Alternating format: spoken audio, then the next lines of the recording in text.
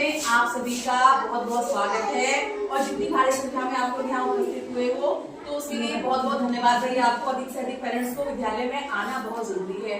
अभी आपके बच्चों की अर्धवार्षिक परीक्षाएं हुई हैं, उसका जैसा भी कार्य है वो आपके सामने आपको अपने बच्चों की दिखाती जाएगी।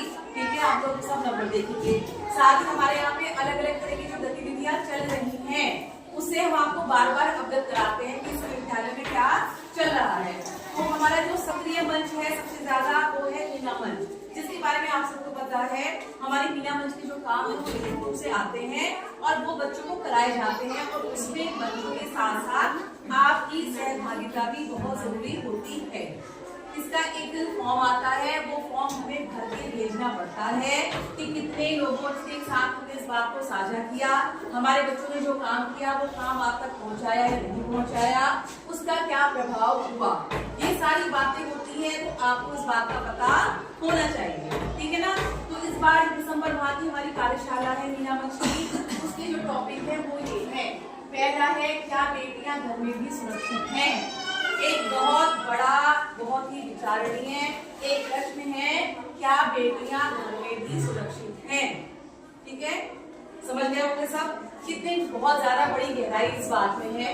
हमारे बच्चे जब बड़े होते हैं, अब तो खैर बेटियों को छोड़ दो, बेटे भी है ना, अपने बच्चों को गुड टच और बैड टच के बारे में बताओ। यानी कि क्या जो एहसास है, कोई आपको छू रहा है तो छूने का वो एहसास क्या अच्छा है या बुरा है। ये वाली एक्टिविटी में करवाते रहती हूँ, बच्चों को समझाते रहती हूँ, सिखाते रहती हूँ। लेकिन एक माँ का भी बहुत बड़ा रोल होता है अपने बच्चे के विकास में। उसको बताया जाना चाहिए कि कौन लोग आपके आसपास आपके अपने हैं, आपको किसके साथ कितने ज्यादा संपर्क में आना है, किस प्रकार से बात करनी है, किस प्रकार से उठना बैठना चलना है, ये सब चीजें आपको खुद बतानी होती है। बच्चे तो बच्चे ही हैं, लेकिन आप तो देखो 4-5 साल का बच्चा भी वो भी सुरक्षित नहीं है ना। तो ये बातें जो है आपको शुरू से लेके चलनी है और इसमें कोई हेजिटेशन की बात नहीं है। आपको अपना बच्चा, उसका विकास आपने करना है, वो सब तरह की बात आपको अपने बच्चों के साथ करनी होगी। ठीक है, गुड टच बैड टच मैंने बताया, तो उन्हें बताओ बच्चों इस तरह का छूना छेड़ना ही अच्छी बात नहीं होती है। कोई अगर आपके साथ में घर परिवार में या बाहर स्कूल में रास्ते में कोई आपके साथ में किसी तरह का दुर्व्यवहार करता है तो आगे हमें बताओ। ये बात बहुत जरूरी है, सब अपने बच्चों के कान में निकाल दो, लड़का हो लड़की हो हर बच्चे को पता होना चाहिए, है ना। ये बहुत जरूरी बात है। तो मैं उम्मीद करती हूँ कि आप सब अपने बच्चों का बहुत ध्यान रखेंगे, स्कूल में ध्यान रखेंगे, इस बात का पूरा होगा। ठीक है। दूसरा पॉइंट है, समुदाय के लोगों को प्राणायाम के लिए जागरूक करना। प्राणायाम होता है सुबह सुबह उठ करके अपने शरीर के लिए थोड़ा सा ध्यान देना। ठीक है, काम हम सब करते हैं, बहुत काम करते हैं, बहुत मेहनत करते हैं।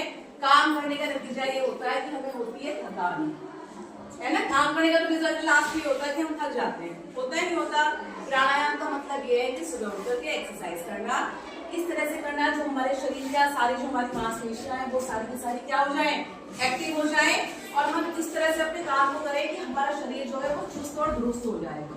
काम करने का मतलब मैंने बताया कि थकान पता चला क्या, हम एक ही तरह का काम कर रहे हैं, के पास एक तरह का काम होता है, पता चला काटने वाला काम तो काटने वाला कर रहे हैं, हमारा खाने का काम तो वही खड़े हो ऐसे कर रहे हैं, तो उसमें हमारा सारा शरीर एक्टिव नहीं होता है। प्राणायाम का मतलब क्या है कि हमें कहेंगे अलग अलग तरह की क्रिया लेती है, सुबह उठना है, नमस्कार करना है, एक्सरसाइज हम स्कूल में करवाते हैं बच्चों को, पूरा का पूरा शरीर है वो उसमें भाग लेगा।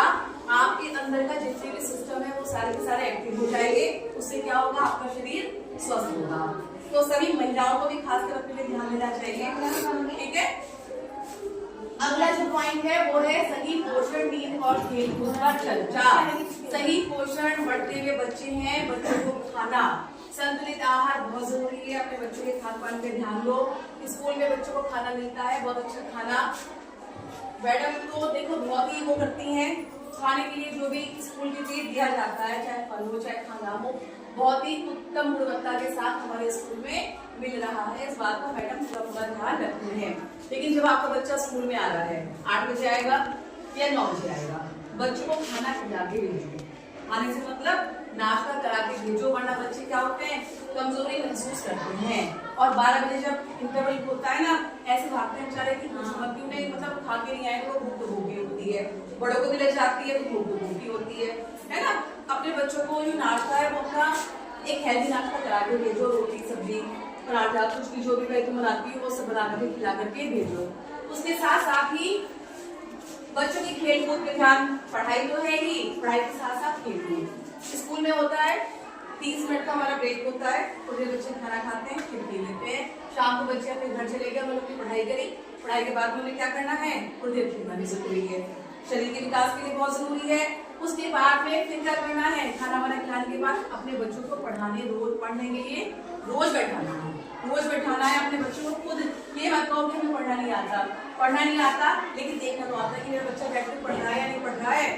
सही तरीका है बच्चों को बोल बोल के पढ़, कान में आवाज आएगी, ऐसे लेके बैठने की जरूरी नहीं है पढ़ रहा हो, है ना। जो मुझसे बोल बोल के पढ़ेगा तो पता चलेगा कि हाँ कुछ पढ़ रहा है, नहीं पढ़ रहा है, इंग्लिश पढ़ रहा है, विज्ञान पढ़ रहा है, क्या पढ़ रहा है, कान में आवाज जाएगी।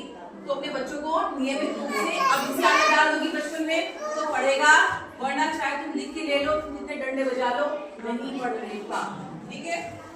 और उसके साथ साथ है नींद का पूरा होना।